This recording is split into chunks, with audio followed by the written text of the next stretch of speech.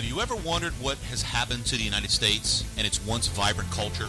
Have you ever wondered why a virtuous American culture has been in decay for over 60 to 70 years? The book Deus Ex Machina, God from the Machine, explains how foreign belief systems have been imported into the United States by foreign intellectual agents to be used to fundamentally transform the most prosperous and free nation in the world into a typical third world country.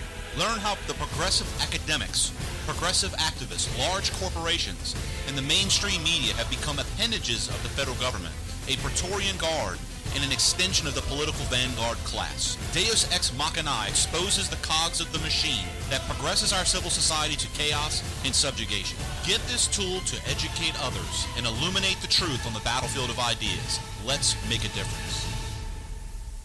Get Deus Ex Machina, the progression of secular socialism, from Amazon.com and Lulu.com today. You are listening to the Lanterns Radio Network, where Americans come together to illuminate the truth. Turn it up loud and proud until the knob breaks off. Lanterns, illuminating the truth.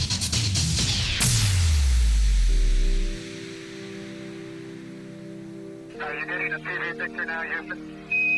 Neil, yes, we are getting a TV picture. You're in our field with you now. Okay, ready for me to come out? All set. Okay, I'm on the top step. It's a very simple matter to hop down from one step to the next. You've got 3 more steps and then a long one. Okay, I'm going to leave that 1 foot up there and both hands down about the 4th rung up.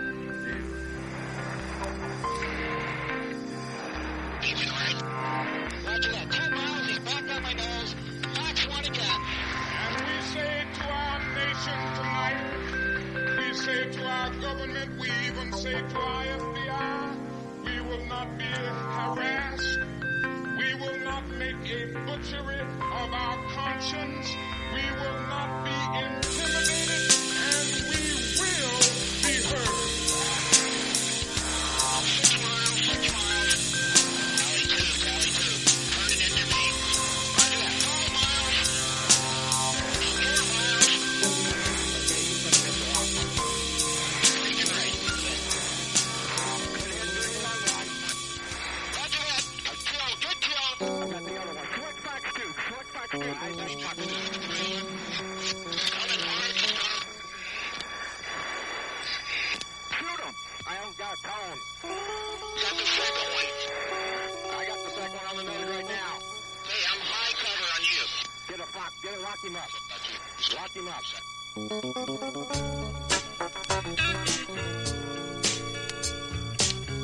Well, welcome to the Battlefield, folks. Chris Pillier, Lanterns Radio Network, the Battlefield Live radio program. Really excited about the show tonight. Been itching to get back on the radio. I think it was Tuesday when I was last on the show. Of course, Wednesday was the night before Thanksgiving. Had a lot of family things to take care of. And, of course, Thanksgiving Day, feel like I ate an entire elephant. Yes.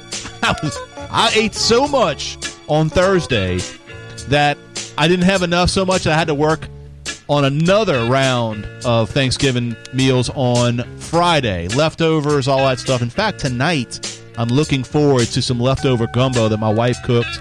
Absolutely awesome. Folks, if you all haven't had New Orleans food, Louisiana food, whatever you want to call it, Cajun food, you got to try some good old-fashioned Louisiana gumbo. And, man, it's just... you haven't lived life until you had a good gumbo. And you haven't lived life until you've actually tried to cook it. That's a whole other challenge in itself. That makes you culturally relevant. So what are we going to talk about tonight? We're going to talk about why the left loves Fidel Castro. And we're going to talk about one of Fidel Castro, somebody that he might probably look up to or appreciate, which would be Jill Stein. And not so much about Jill Stein, but what she's trying to do. What is all this recount stuff about? I think a lot of people are missing the true story here, and we're going to talk about that tonight on the battlefield, what it is that the left is trying to do through this recount, because obviously the Electoral College there's really not much they can do from the left to be able to unseat Donald Trump as the president-elect. So stick with me on the battlefield. We'll be right back after this short break. Battlefield Live, Lanterns Radio Network.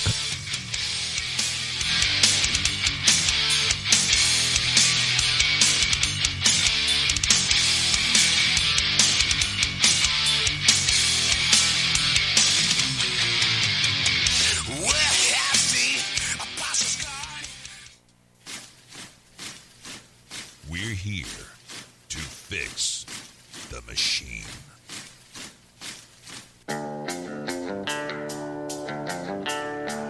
Battlefield Live.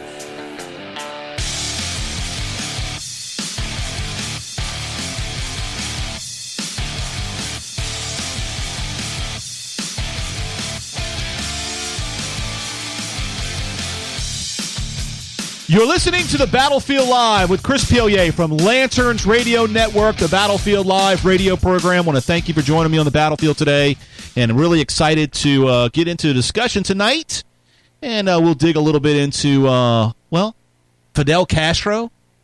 Is that safe to say? We're going to dig in?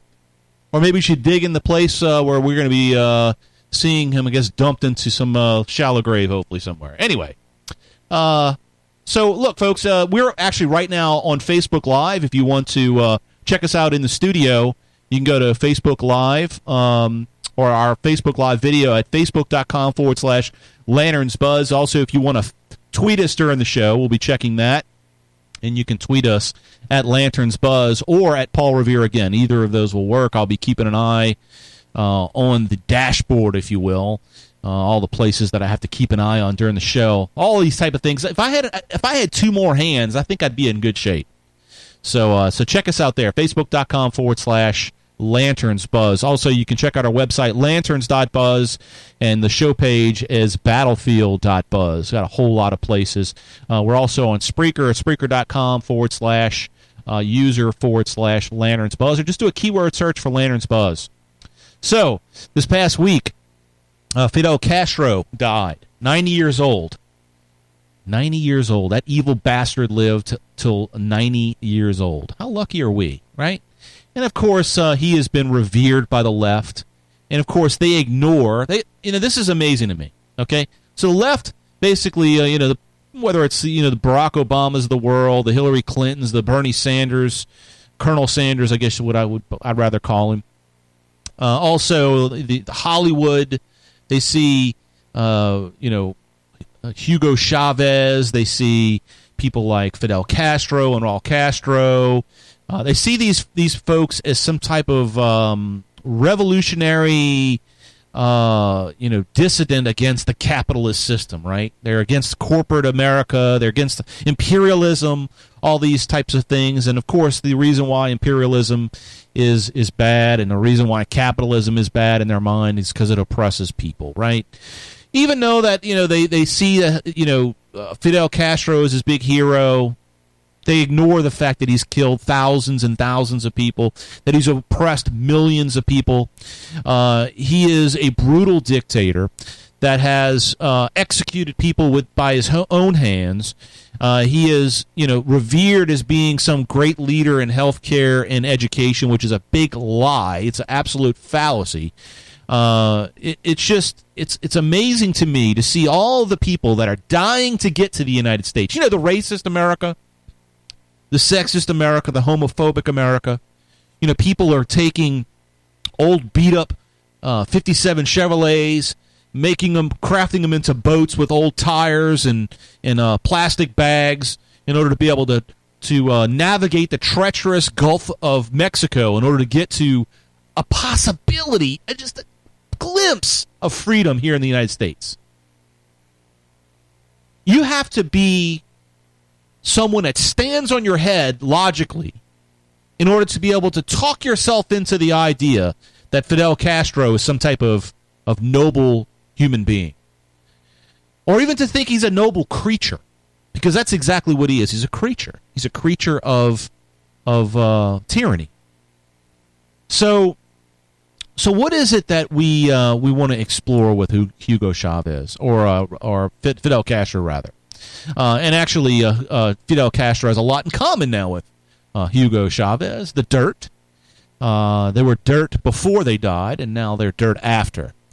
And, the biggest thing that we need to explore is what is it that the left finds so honorable about people like Hugo Chavez and now the dead Fidel Castro. You see, the people on the left, the Barack Obamas of the world, the progressives, right?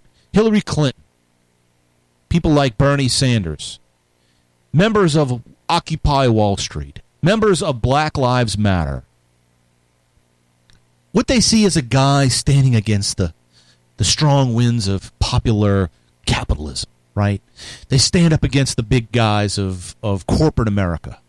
They stand up against the imperial, the imperial nature of the American government, right? They see that as a noble thing, and that they are even brave enough to try to create a utopian paradise on their little island where they still have not gotten out of the 1960s yet, because of the fact that the brutal nature of their government has put them in a situation where nobody wants to do trade with them, right? So the whole idea that the left, what they see across the Gulf of Mexico into Cuba, what they see is someone that's trying to do something that has never been done before, and that's succeed with socialism. You see, progressivism is socialism. What the Democrats want, which is now pretty much the Progressive Party, the Socialist Party, Democratic Socialist Party, whatever you want to call it, is they want to create equality. But not equality under the law. They want to create equality by the law. They want to have the ability, as Hugo Chavez did, as Fidel Castro did, to create and socially engineer a society that could possibly, just under a glimpse of hope, to create equal outcomes for all the members of society. Now, as we know, human beings are incapable of becoming equal. I'm not talking about being born with equal opportunity, and I'm not talking about material opportunity. I'm talking about the opportunity as a human being to go out and pursue happiness, right? People like Fidel Castro, people like Hugo Chavez, people like Barack Obama, people like Hillary Clinton and Bernie Sanders, they see that certain classes of individuals that they've erected, whether it's the rich, whether it's white America, whether it's males, heterosexual people, they see those classes as groups of people that oppress other classes because it's their cultural mindset that sets the precedent, sets the stage, if you will. That's unfair to people of different orientations, different skin colors, different socioeconomic classes, right? So they see Fidel Castro as somebody that tries to tear down those barriers, that tears down the wall between classes. But see, the progressive left starts off in the wrong place. Actually, in two different places. Number one, there is no such thing as a class or caste system in the United States. In other words, the only type of classes that are developed in the United States are that by the government. The same classes in the government that are created by progressives in order to try to eliminate them. Think about that for a second. What is rich in the United States? How do we determine rich? Well, rich is relative. Somebody that makes $25,000 a year, they see somebody that makes twice as much as they do at $50,000 a year is rich. The same person at $50,000 a year is rich, that is seen as rich by the guy making $25,000 a year. He sees the guy making $100,000 a year, which is twice their income, as rich. You see, rich is relative. Rich is relative. So the only way that we can try to eliminate rich is to define rich. And the people that define rich are the bureaucrats in Washington, D.C. They set up through the IRS different levels of taxes, right? Because they try to redistribute wealth through our tax system in order to try to equalize society, or at least the members of society. So while the left, while progressives are trying to eliminate classes to have a classless utopia, they have to create classes. You see, while trying to create freedom for all, they will enslave every single one of you. That's called the liberal progressive paradox. That's what I call it. Because everything that is liberal, everything that is progressive, I'm not talking about real liberal, classic liberal. I'm talking about big uppercase L liberal. Big uppercase P progressive. What they stand for is the opposite of what they wish. They wish to create equality, but instead what they do is they create inequality. It's them that points out and agitates different members of our society, casts them into some corner, and labels them black, white, female, male. They're the ones that create these labels that they try to tear down. You see, the progressive left is revolutionaries. It's full of revolutionaries, much like Fidel Castro. They want revolution, but they don't want revolution and then it ends in some kind of utopia. They want perpetual revolution. They'll never stop until every label, every border, every barrier is torn down.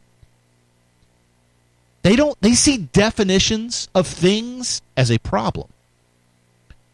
The reason why is because their mindset comes from a nihilistic point of view. It's from Eastern Europe. Nihilism. Friedrich Nietzsche, for instance, if you ever read any of Friedrich Nietzsche's work, you'll notice that he writes about nihilism. God is dead, right?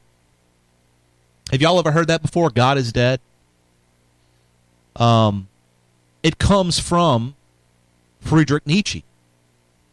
And the premise that he was building was that God was a figment of our imagination in order for us to feel comfortable with something.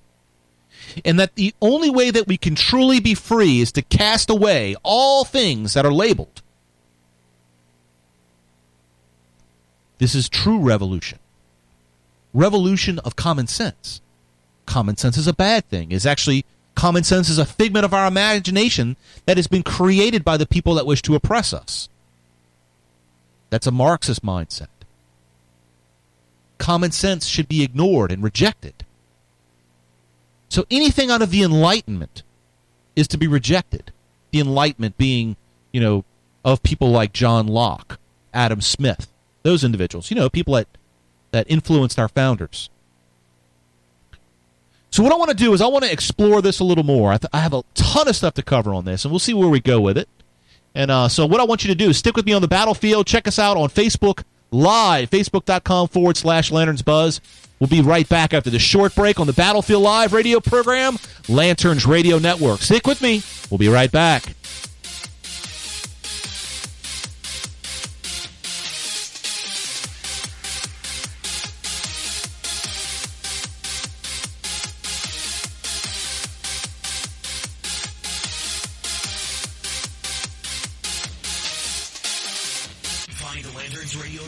Stitcher, SoundCloud, Google Play, iTunes, Player FM, YouTube, and other social media by searching keyword Lanterns Buzz or Lanterns Radio Network. So first let me say that I share the concern of the left over our new president-elect Donald Trump. I never thought I would even say the words President Donald Trump. But most of our fear is the concern with the executive branch. I think that's the thing that we can relate to.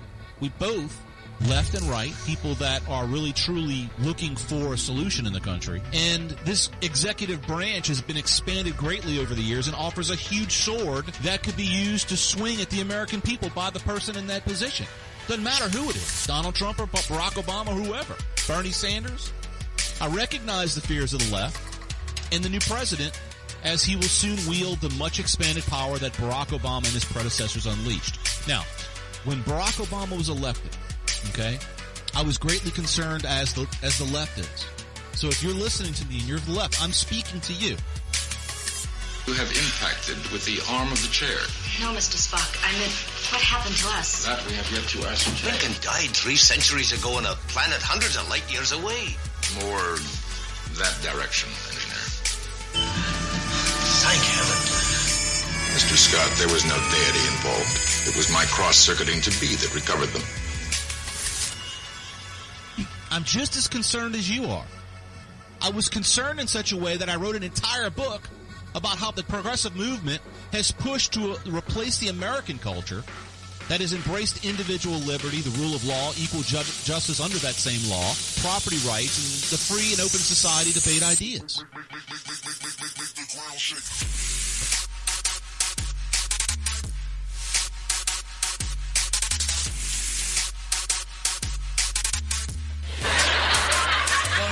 I had a wild neighborhood, I got to tell you, because my mother's Puerto Rican and my father's Negro, and we lived in a real big Jewish tenement building in an Italian neighborhood.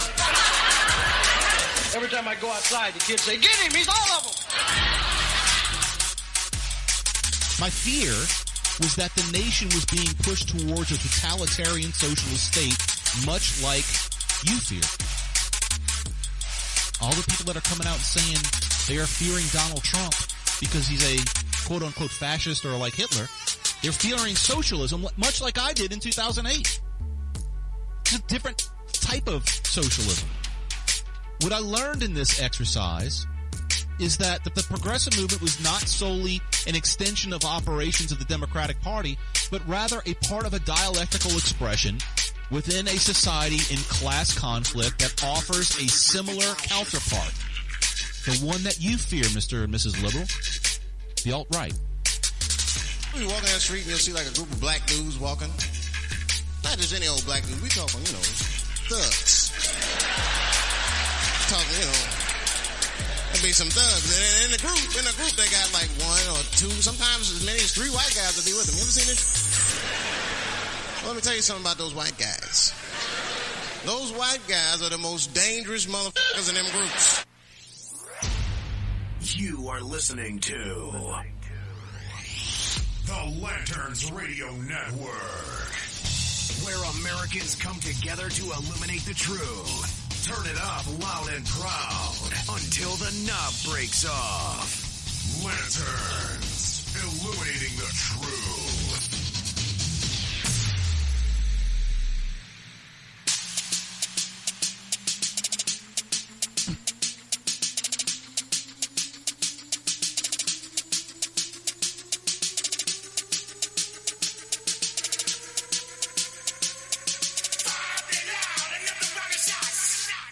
Battlefield Live. Turn down for what?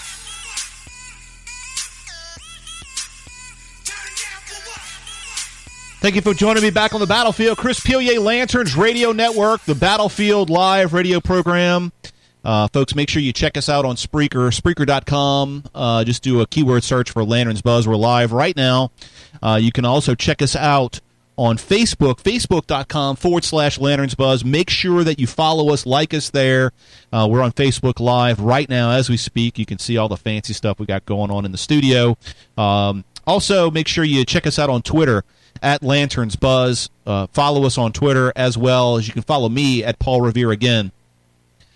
Just got off the phone actually right before this program with some of my key team members on Lanterns Radio Network. We got some really exciting things coming up. We're going to be talking very soon, hopefully, with some other partners, which are going to be really, really exciting as these things expand into the new year. We got a lot of good stuff to come. Look, I want to make sure I mention this because a lot of the stuff that I talk about on this radio program, I've written about, and you can see this book, Deus Ex Machina: The Progression of Secular Socialism, if you're looking at it on our Facebook Live feed right now. Deus Ex Machina, the machine, the progression of secular socialism. It's basically Deus Ex Machina is God from the machine, right? And the progressive left is trying to create heaven on earth. You might seem a little bit esoteric or a little bit, I don't know, maybe kind of weird to think of it that way. But wouldn't you say that the predominant ideas of the progressive left are atheistic in nature? Why is that? Right? Why is it that the left sees the worship of any god a threat to society? Well, because if you worship God, then your rights come from God. If you are a progressive, you believe, for the most part, that your rights are issued to you from the state. And if you don't believe that and you think you're progressive, well, you're probably not really a progressive. One of the things I was mentioning earlier is Friedrich Nietzsche. I wrote about him in Deus Ex Machina. Here's his picture. He's actually a very sick guy in this picture. He was a sick guy altogether. He was actually very, very smart, but he was so smart that he was stupid. Nietzsche said, or basically what he believed, this is out of the book, Nietzsche saw Christianity as a repressive, primitive belief system. He saw that Christianity was the bastardization of Jesus' teachings. He saw hypocrisy in Christianity. Instead of living like Jesus, he observed that Christians simply thought it was sufficient to believe like Jesus did. Arguably, the root of the few of Christian hypocrisy can be stemmed back to the liberal belief that man is inherently good and is perfectible. While Nietzsche's position on Christianity is valid, his positions himself incorrectly as Christians recognize their hypocrisy as sin. This is typical liberal mindset.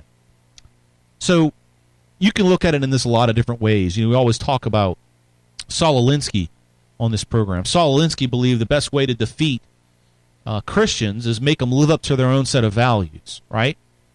So that comes from a nihilistic point of view. Saul Alinsky was a nihilist. He believed that the first radical was Satan himself. Why? Because he rejected the kingdom of God, right? He was cast down. And he believed that agitation was the best way to overthrow that kingdom of God. And so that he sought out to do that. And it's maybe hyperbolic in a sense, but he's the one that said it. So, Nietzsche was known for his idea on the will to power, which was a theory that human behavior is the result of an animalistic survival mechanism, right? The need for power is a survival method that is fed by insecurities. The belief fits in well with the Darwinian mode of thought that we all are a little more than evolutionary results of more primitive animal species. You'll hear me talk a lot about evolution on this program because as we talk about progressives, we understand the ideology of a progressive. We have to go back to Darwin evolution, or Darwinian evolution.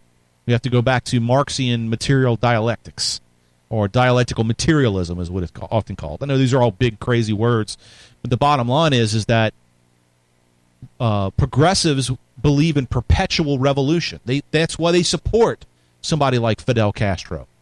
They may look at Castro and they like what he stood for, and they may not have agreed all the things that he did. Like they may not have agreed the fact that he killed 100,000 some odd people, right? Executed them, jailed people without any type of justice system, right? He perpetuated his own laws of man instead of the laws of nature, if you will.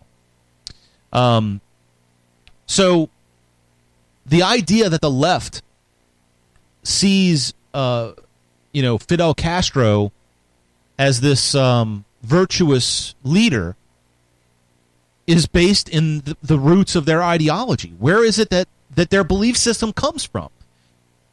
It amazes me to this day that a lot of people that I've been working with in the activist community, if you will, the conservatives out there, that are perplexed, while the left, the progressive left, looks up to a guy like Castro. I say, well, you just don't understand where progressivism comes from. If you understand where progressivism comes from, and you understand where Castro's ideas came from, they come from the same place. It just happened to be that Fidel Castro had all the power in order to be able to do the things that he wanted to do. Progressives are no different. Progressives would do the same thing with the same amount of power. It is the nature of government, is tyranny. And when you have no types of laws or moorings to the government, it will end up in tyranny. Because I don't believe for a moment that Fidel Castro, to his last dying breath, believed that he could create heaven on earth. He just thought that the entire country was standing against him. You have to be a sycophant to think that way. And that's the case. So I want to dive into some other parts of the topic, and maybe we'll swing back and cover some more Castro as we get into progressivism, because they are one and the same. There's no difference between Fidel Castro and Barack Obama other than the amount of people that Fidel Castro killed. They believe the same thing. And we can get into the nuanced discussions about what communism is and what Barack Obama's belief system is. They come from the same place. Barack Obama is just limited by what he can do. He's limited by what our founders put together. That is what makes our country exceptional. It's not because we have a certain race of people here that are better than others. It's not the case. That is the false premise built by the left that wants you to think that this country is not exceptional. I'm not an exceptional person, different than, say, a European person or somebody from Russia or somebody from China. We all have the same faculties, the same abilities to do things that we wish to do. It's the governments that are different above us. America was set up in a way by our founders to make our country exceptional. The idea of America is what is exceptional. Make America great again requires, for it to become great, it requires us to revisit and go back to the ideas that made America great. One of the things that made America great was the Electoral College. I know, it sounds very dogmatic. It sounds very archaic. This idea that we have all the way that this archaic electoral system is put together. And if you're listening to this program for the first time, I implore you to research the Electoral College and the virtues of the Electoral College. And I can give you a place to start. You can go to lanterns.buzz and you can read my latest article that I wrote, where I talked about Jill Stein and what her true intentions are. See, a lot of people get all caught up in the cult of personality, and they look to somebody like Jill Stein, they look to somebody like Hillary Clinton, and they see two people trying to undermine Donald Trump and who Donald Trump is and how he's respected as our president or our president-elect. They're wanting to undermine, in the minds of many, they're wanting to undermine the legitimacy of Donald Trump's election. That's not the case. It may be a byproduct of their goal. But the fact of the matter is what people like Jill Stein want, what people like Hillary Clinton want, what people like Barack Obama want, is to delegitimize our republic. You see, there's a common thread between all of these characters, these cults of personality, and it's progressivism. The roots of progressivism are the same as the roots of what Fidel Castro believed. It's democracy. Big D democracy. You see, democracy turns into what took place in Cuba. Because the idea that was built around Fidel Castro and his revolution against Batista was democracy. Was it the voice for all? Power to the people. Well, how did that turn out? Well, democracy creates what they call mob rule, where there's a popular vote that determines everything in society, determines who has wealth and who doesn't, who has material items and who doesn't, who gets what rights and who doesn't get certain rights. You see, if you left it up to the popular vote type of world that the Democrats want, white European descent, people of white European descent would have less rights than people of African American descent or African descent. I don't believe in the idea of African Americans. You're either American or you're not. But the fact of the matter is we would take things and rights from the descendants of colonials, white European colonials that came here and took up slavery. and took up oppression in order to be able to create America, descendants of those individuals would have to be punished in order to be able to right the wrongs of those days. Because you see, it's about the process of material dialectics. It's the process that African Americans, quote unquote, would be further along in their evolutionary process if they weren't oppressed by white European colonials. So what do? Well, as progressives, we would punish the white descendants of white European colonials. And we would do that. So we take rights from them and give it to the people that were descendants of the oppressed, descendants of slavery, descendants of the Jim Crow era, and so forth. You see, that's what democracy offers. Because democracy creates an environment where people can vote rights away and give themselves rights. Our Republican system, our small R Republican system, which Jill Stein, which Barack Obama and Hillary Clinton and Bernie Sanders want to destroy, that Republican system is a system of laws that guarantees the equality under the law. And that's the process that we go through we work through the law because justice is blind, right? Justice doesn't see color. Justice doesn't see our genitalia and what we wish to do with it. Justice doesn't see, all of these different ethnicities and racial backgrounds that have been fabricated in order to separate us. So I want to explore a little bit more of this and kind of tie this whole thing with Castro in with this Jill Stein mess. And folks, we got a lot to cover on the battlefield. So I hope you're sticking with me here because we got a lot to dig into. And we'll talk about the shallow grave that Castro is going to be diving into here shortly. Stick with me on the battlefield. We'll be right back after the short break. We'll talk to you in a minute.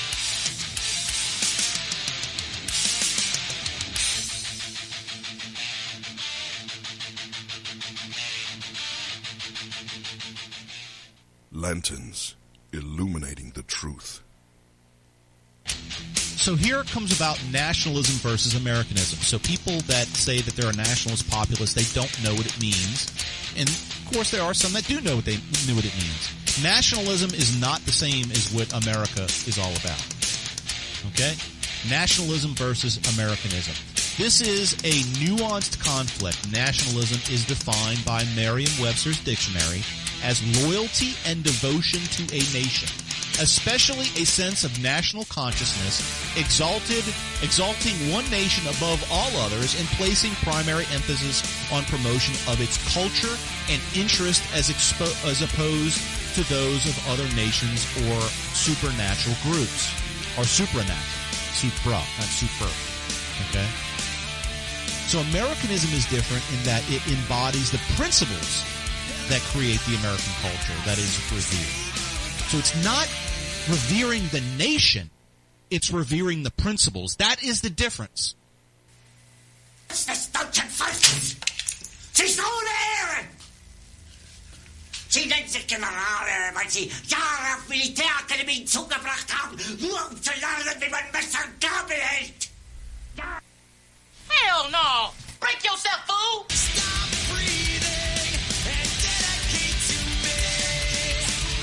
Stop dreaming and terminate for me. All meaning you dedicate to me. All feelings you terminate for me. Hitler contorted the laws of nature and Darwin's theory represented in The Origin of Species to fit his own hatred for the Jews, while Hitler expresses an interest in recognizing the real relevance to nature and the evidence of its laws. He fooled himself and millions of Germans into nudging nature along himself in a way that he exterminated 6 million Jews. So he went against his own principles. Why? Because he operated as a god. or at least he tried to. He believed that he could steer nature. And what ended up happening when man decides that they can steer nature? They kill. You're listening to the Lanterns Radio Network.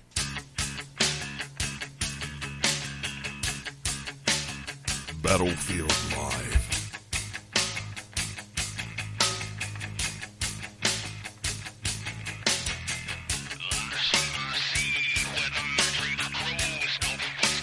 Thank you for sticking with me on the Battlefield Live. Chris Pilier, Lanterns Radio Network. Still got a lot to cover tonight. Hope you're enjoying the show. Make sure you follow us on Facebook, facebook.com/LanternsBuzz. You can find the video of our show live on there, facebook.com. Also, you can follow me on Facebook at Paul Revere. Again, that's where you find my personal profile. And I do post a lot there. Been writing a lot. In fact, I wrote an article late yesterday evening, and very aggravated about this whole thing with Jill Stein, and not because I, super duper worried about Donald Trump. He can handle his own, but I'm really frustrated with this idea. In fact, I was listening to Mark Levin on the way home, and Mark Levin was saying that he believes this is a coup. Yeah, he believes it's a coup. He made the case, but I wrote an article called "Her Goal is Not Simply to Undermine Trump," Jill Stein, and basically make the case that I'm talking about tonight, right, is that the left is working to try to undermine our republic. And I've written extensively about this in the past, and I think it's just the most critical thing that we need to talk about. See, I think a lot of people right now, they look at the fact that Donald Trump has won the election, that he's going to go in and he's going to fix everything, and we're going to be back to normal, and things are going to be great.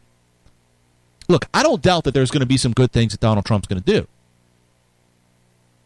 What I'm concerned about is that the condition of the country is in really bad shape, and I'm talking about culturally. I don't think that a lot of Americans have the background, have the ideological support, the foundation, if you will, cultural foundation, in order to be able to keep this country in a direction that we need it to go in. And that's to promote liberty and freedom. I think that, for the most part, we have a lot of people that don't understand the system that we have. I'm frustrated, not necessarily with Jill Stein. There's always been people around the country like Jill Stein. There's always been people around the country like Barack Obama. The fact of the matter is people like them have been thrusted into power because a lot of people trust what they say and they don't understand what they're saying is poison. Not because they're some kind of evil people for the most part. Some of them may be. But I think that they truly believe that a democracy is what solves the country's problems. There's tons and tons of evidence of why a democracy doesn't work. Big D democracy. And we talked earlier about Fidel Castro's shallow grave, right? In a joking way. There's millions upon millions, I would say hundreds of millions of shallow graves around the world that are an expression of democracy. And I'm not talking about soldiers necessarily. I'm talking about citizens. Soldiers too, because obviously Americans went over to portions of the world to defeat the mindset of democracy. Hitler's Germany was a democracy. Mao's China was a democracy. Stalin's Russia or Soviet Union was a democracy. You see, the threats that we have are real because the people that wish to bring a radical egalitarian system to us, that are supposed to bring about this great socialist utopia, they will deliver us to Mao's China. They will deliver us to Stalin's Russia. They will deliver us to the killing fields. And because the doors that they open in our democratic system, the doors that they open, they'll leave open to people that are more radical, the people that are more sociopathic.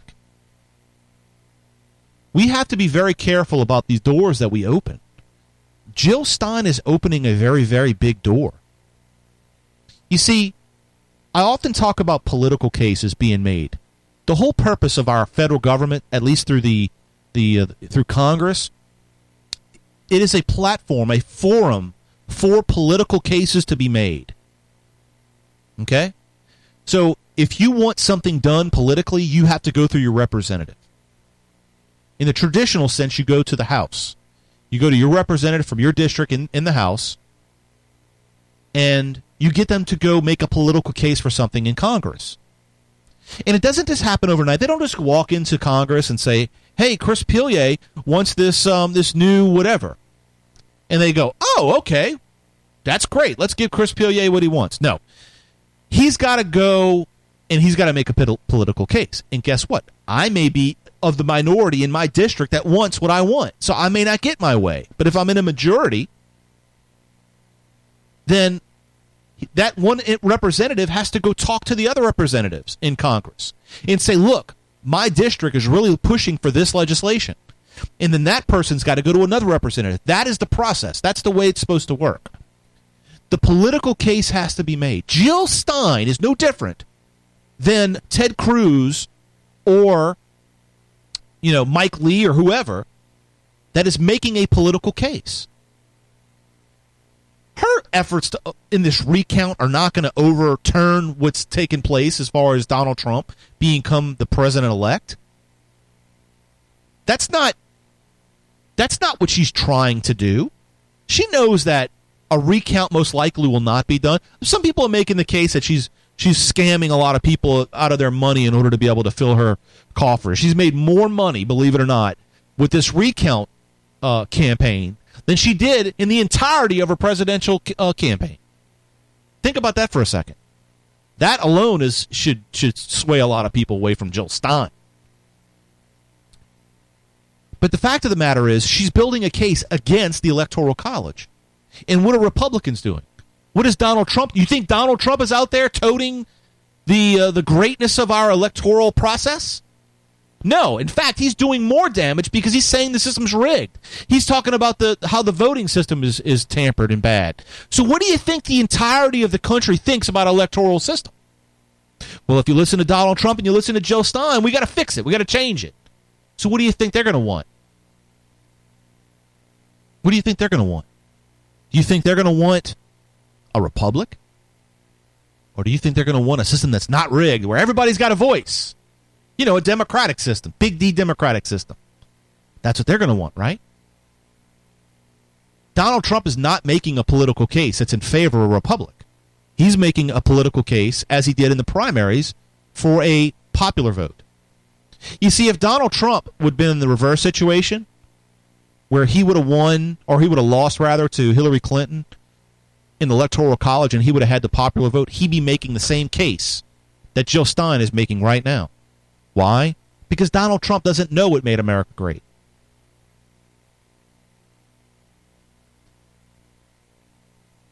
Do you know what makes America great?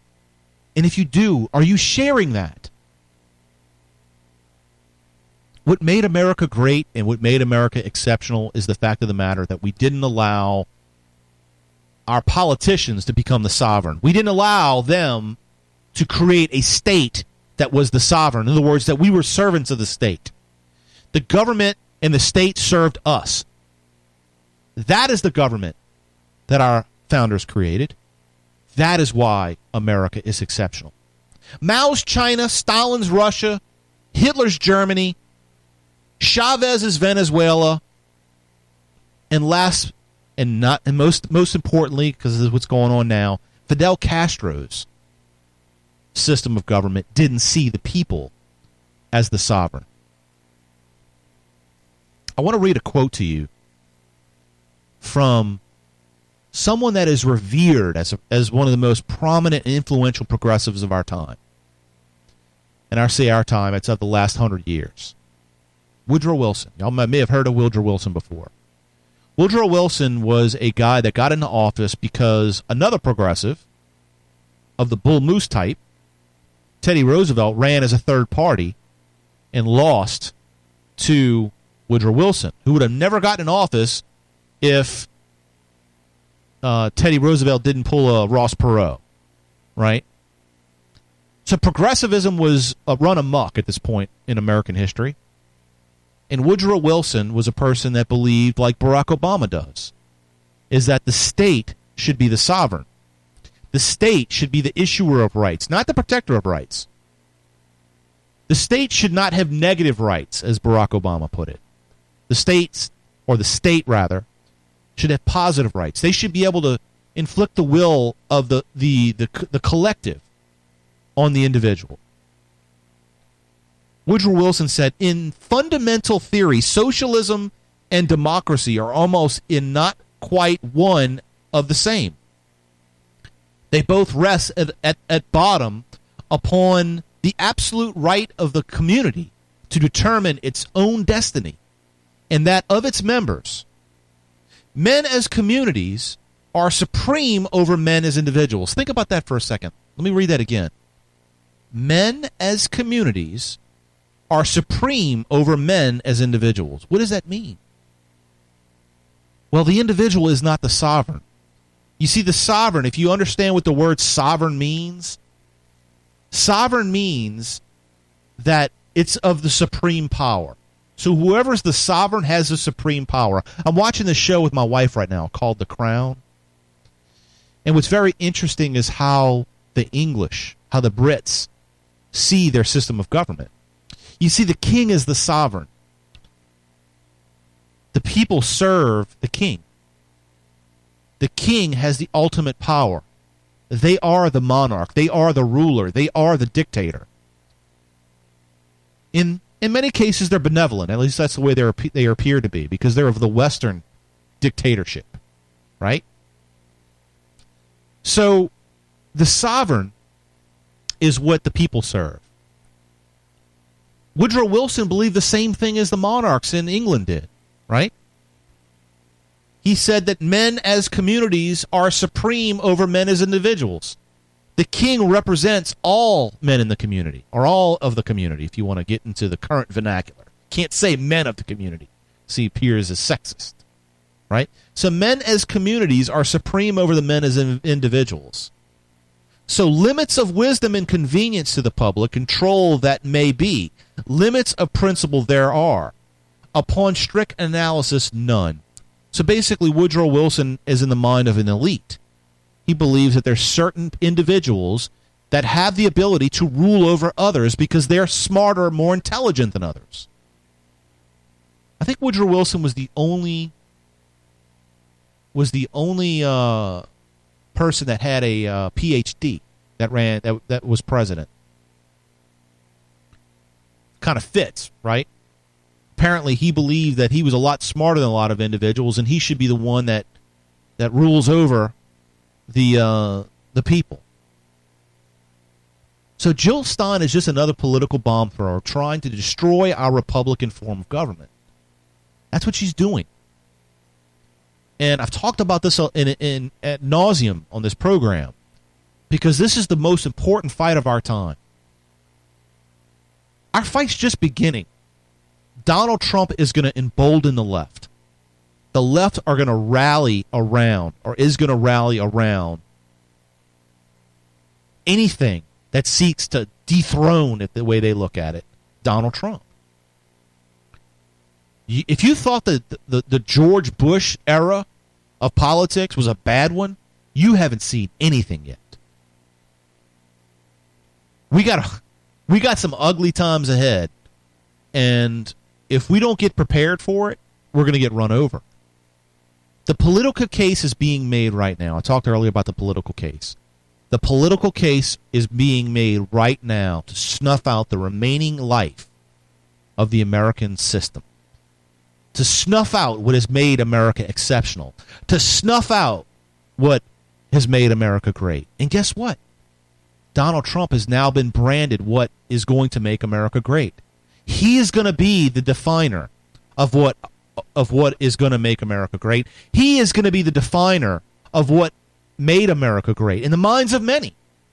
He is setting the precedent of what is America.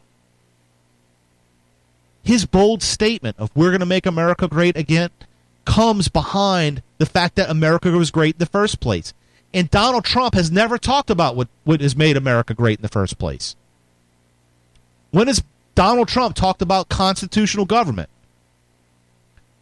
We can point and fuss and complain about the left all day, but if we don't get our own stuff in order, if we don't demand that that Donald Trump doesn't set the course straight on what has made America great,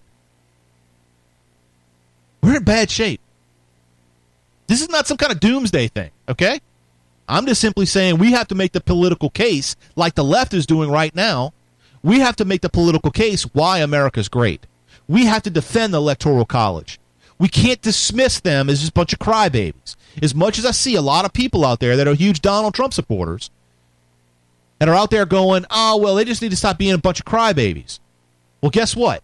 There's people that don't understand our Republican form of government that are watching these crybabies, and they're saying that they have a political case, and nobody's refuting the case at all. All we're doing is calling them crybabies. So the question I have for you is, are you making the political case of why America is exceptional? That is what I'm asking us all to do.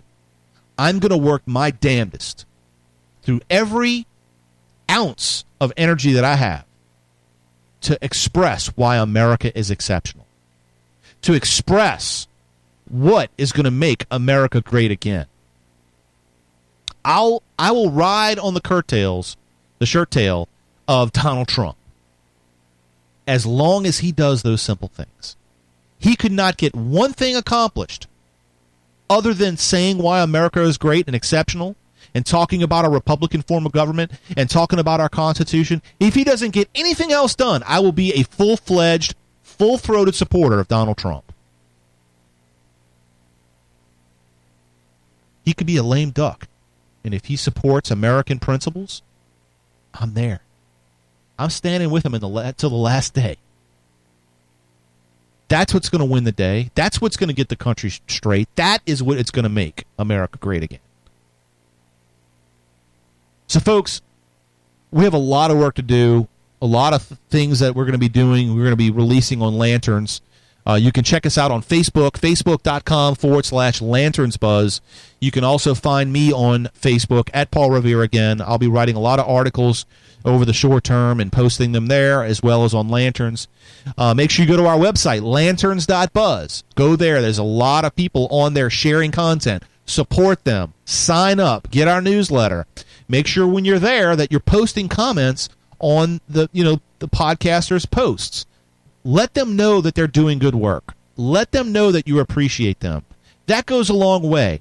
That goes beyond money and material things. When you tell somebody that all the hard work that they do, that they're doing good work, and that they're doing what our founders would want us to do, if you do that, you'll make everybody's day. So make sure you go to lanterns.buzz. Also, go to facebook.com/lanternsbuzz. Go to Twitter. Follow me on Twitter at Paul Revere again, as well as at LanternsBuzz on Twitter. And by all means, folks, we got a lot of work to do, and I'm hoping that you continue to follow this program. We're going to try to do this program every single night with the things that are going on with Lanterns. It's not always easy to be able to broadcast live, but we can do our best.